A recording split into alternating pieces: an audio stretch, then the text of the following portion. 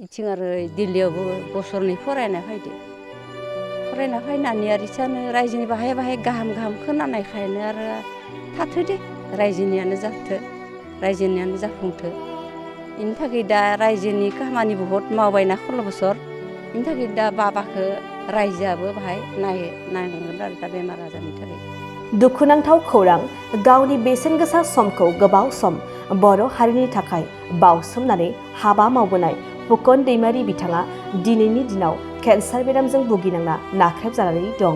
बेरामखौ फाहामथाय लानायाव दा माखासे रांखावरिनि आंखाल नुजाथिदों जेराव बे बेरामखौ फाहामनायाव गोबां रांनि गोनांथि जानानै फैदों। फारसेथिं नखरनि रांखान्थि हालोदाबो मोजां नङा। गोबाव समनिफ्रायनो गावनि न'नि इन्जुर जिलांनायखौ मिथियालासे गावनि बेसेन गोसा जिउखौ हारिनि थाखाय बावसोमबोनाय गरेस्वर दख'रानि दुलाराय बर' फरायसा आफाद आरो आथिखालाव बाक्सा जिल्ला दुलाराय बर' फरायसा आफादनि लोगो गाहाय नेहादारि बिबानाव थानाय एबसुनि बड'फानि आदर्शजों हाबा मावबाय थानाय फुकन दैमारि बिथाङा केन्सार बेरामजों भुगिनांना दा मुम्बाइनि टाटा मेम'रियेल हस्पिटालाव फाहामथाय लागासिनो दं आरो बे फाहामथाय लानायाव गोबां रांखावरिनि आंखाल नुजाथिदों। दुखुथिया बिमा बिफाया गावनि फिसा फुकन दैमारिनि बेरामखौ थाबैनो फाहामनो हानाय बायदि गासै बर' रायजो राजाफोरनिसिम हेफाजाब बिदों। बिथांनि बेबायदि थासारिखौ सोरबा गोसो गुदुं सुबुंफोरा एबा रायजो राजाफोरा बिथांखौ सासे बर' हारिनि हाबा मावग्रा हिसाबै अनखांनाय मोनदोंब्ला आरो बिथांखौ बे बेरामनिफ्राय रैखा खालामनो हानाय बायदि राङारि अनसुंथाइ होना मदद होनो सानदोंब्ला बिथांनि बेंक एकाउन्ट नं 3172133939 IFSC SBI and 0010413 एकाउन्टनि मुं फुकन दैमारियाव थोंजोङै अनसुंथाइखौ हरनो हागोन। लोगोसे बिथांनि थासारिखौ 9365025607 जानबुं अनजिमायावबो खौरां लाहरनो हागोन। बाबाखौ बेमार जानाखौनो मिथिया जेनेबा इमान 16 बोसोर थाहैबाय बाहेराव आं दा माबाफोर असुबिदा न' जाबाबो इखौ खिथाहरा रायजोनिनो जाथो रायजोनियानो जाफुंथो होननानै इनि खर'आव दानि सखनखाय आं दिनै संख्रि गैया खारै गैया होननानै इखौ खिथाहरा जेनेबा रायजोनियानो जि साननाय इनो जाफुंथो होननानै निजायनि मोननि साननाया जाफुंथो रायजोनियाबो जाफुंथो होननानै इखौ दाने टेनसन होया नखरनिफ्राय आं खिथाहरा एकदम दिनै 16 बोसोर जाहैबाय इखौ एख' आं न' इनो बिसिनायानो गैयामोन दा बेमार जानायखायसो इखौ न'नि बिसिनायाव लाबोनाय जाबाय बेखिनियानो जाबाय दं बे 16 बोसोर मावबोबाय रायजोनि थाखायनो BA पास जानाय लोगो लोगो अखारलांबाय न'निबो इमान असुबिदा इयावनो बाहाय इयाव BA बो पास खालामबाय इ आबसु अफिसावनो बिथिं आरो दिल्लीयावबो बोसोरनै फरायना फैदो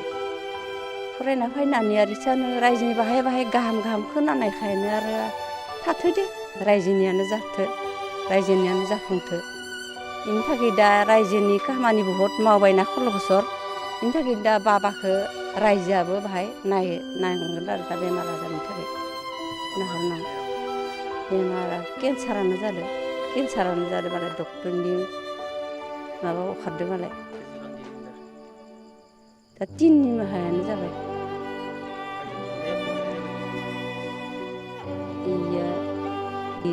मा मेम'रियाव नायबाय थादों फंबाय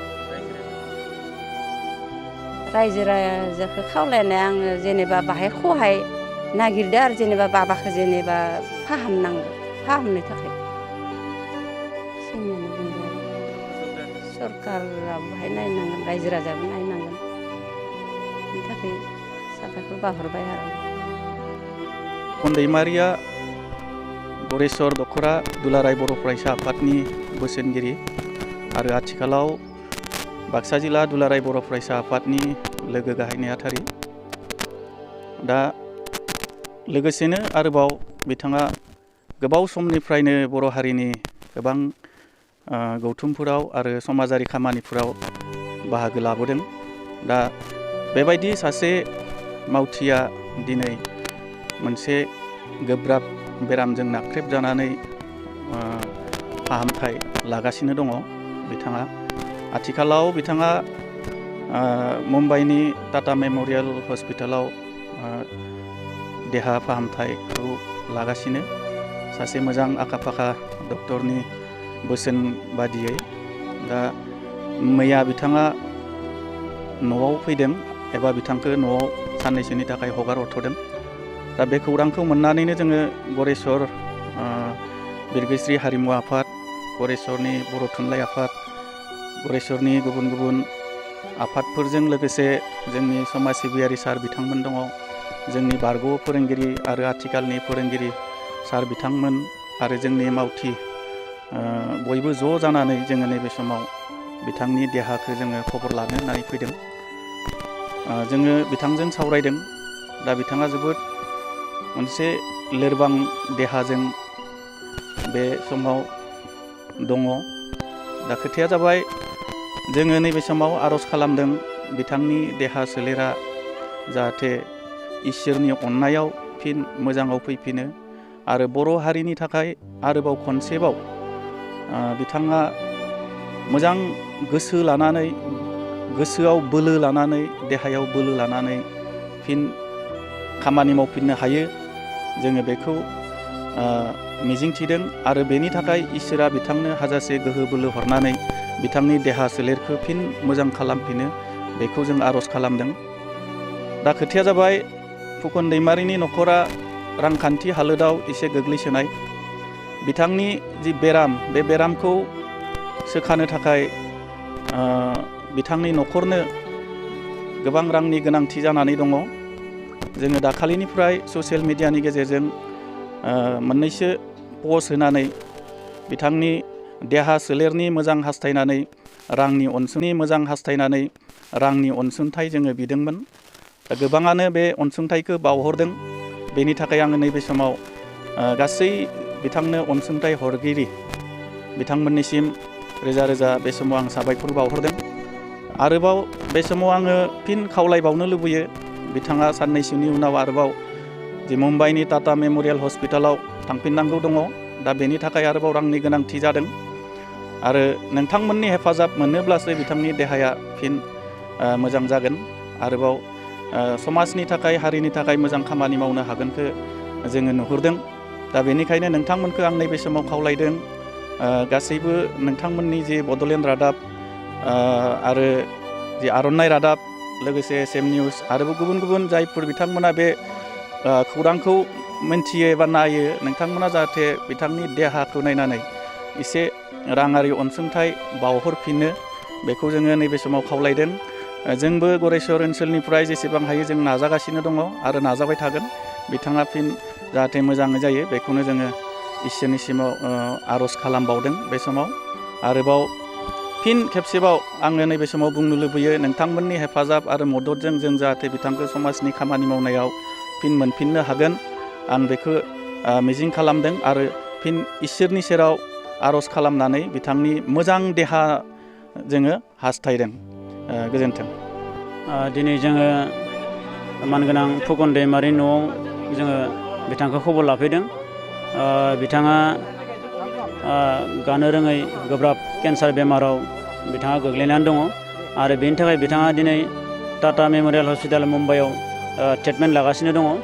आरो जाय फुकन दैमारि बिथाङा दुलाराय बर' फरायसा आफादजों खामानि मावबाय थादों, सासे जातीय लिडार, जोंनि बर' माहारिनि दैदेनगिरि।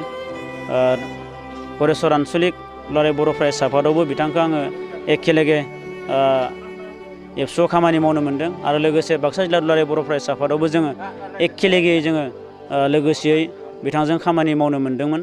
आं जेब्ला बाक्सा जिल्ला दुलाराय बर' फरायसा आफादाव रां बान्दारिमोन बिथाङा आंजों लिटारेरि सेक्रेटारि हिसाबै बिथांजों जों एखेलेगे जयै खामानि मावनो मोन्दों। जाय न'खरनिफ्राय बिथाङा थांनानै दिनै जाथिनि सासे दैदेनगिरि महरै खामानि मावदों, दा जोङो बिथांखौ दिनै मानिनांगोन। न'खरनि हालोदा गाज्रि, थेवबो बिथाङा दिनै न'खरनि हालोदखौ जेबो सानाब्लासिनो दिनै हारिनि थाखाय बिथाङा बावसोमनानै खामानि मावदों। दा बेबायदि सासे जातीय लिडार, दैदेनगिरिया दिनै गोब्राब बेरामाव गोग्लैनानै दङ आरो बेनि थाखाय दिनै जों बयबो गरेस्वर ओनसोलनि दल संगठनफ्रा बेयाव फैनानै बिथांखौ खबर लाफैदों, बिथांनि देहाखौ खबर लाफैदों आरो आं खावलायनो सानदों नैबे नोंथांमोननि निउस मिडियानि गेजेरजों जे बिथांनो बे बेरामखौ फाहामनो थाखाय गोबां रांनि दिनै गोनांथि जानानै दङ। बे रांखौ जाहाथे एसे रायजो राजाफोर दल संगठनफ्राबो एसे सहयोग खालामनानै जाहाथे अनसुंथाइ होनायनि बेबस्था खालामगोन आरो लोगोसे सरकारखौबो आं खावलायगोन BTC सरकार आरो लोगोसे आसाम सरकारनि मानगोनां मुख्यमन्त्रि डक्टर हेमन्त बिश्व शर्मा आरो लोगोसे जोंनि BTRनि CEM मानगोनां प्रमद बर' सार बिथांनिसिमबो आं खावलायगोन जाहाथे बिथांनि जि बेरामि देहा बे देहाखौ जाहाथे मोजाङै लाबोनायाव मोजां थासारियाव गोग्गो थासारियाव लाबोफिननायाव जाहाथे बिथांमोना एसेबाबो सहयोग खालामगोन, सहयोग खालामदो थेवबो आरोबाव जाहाथे बिथांनि देहाखौ मोजां लाबोनायाव जाहाथे आरोबाव बिथांखौ आरो दान बरायनानै माने हेफाजाब खालामबावगोन बेखौनो आङो खावलायबाय।